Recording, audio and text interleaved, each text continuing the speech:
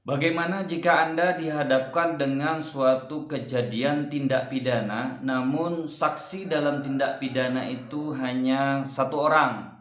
Nah, masih ada beberapa penyidik yang menyatakan bahwa minimal 2 orang saksi.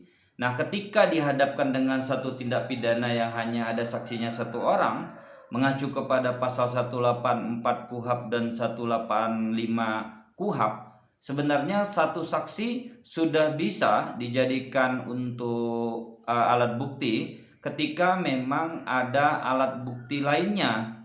Jadi satu saksi itu bukanlah saksi ketika memang alat bukti lain ya selain saksi tidak ada lagi yang bisa disandingkan dengan saksi tersebut. Namun ketika memang satu orang saksi tersebut dan ada alat bukti lainnya, karena 184 KUHP bukan hanya menyebutkan alat bukti itu saksi, tapi ada keterangan saksi, keterangan ahli, surat bukti petunjuk, dan keterangan terdakwa. Nah, dari 5 alat bukti ini, ketika saksi hanya satu orang, tidak berlaku ketika memang tidak ada alat bukti lainnya. Namun ketika memang ada contohnya barang bukti ya, yang sebelumnya, video sebelumnya ada barang bukti, maka satu saksi ini bisa nanti barang bukti tersebut dia masuknya kepada bukti petunjuk ataupun nanti ada bukti surat seperti terjadinya mungkin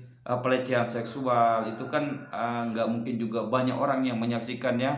Kalau ada satu saksi yang menyatakan bahwa si korban benar terakhir berhadap dengan pelaku, maka itu sudah bisa menjadikan bukti saksi. Kemudian nanti visum et repertumnya, surat ya, keterangan surat dari ahli, kemudian nanti ahli juga menyatakan di persidangan bahwa apa yang diperiksanya benar ya, persesuaian kejadian tindak pidana tersebut.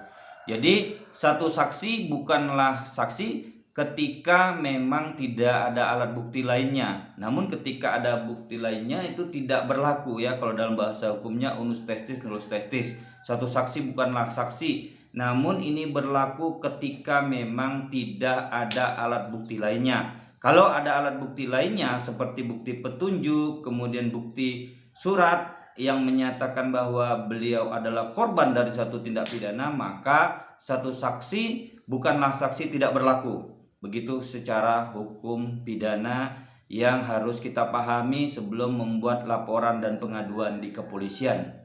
Terima kasih.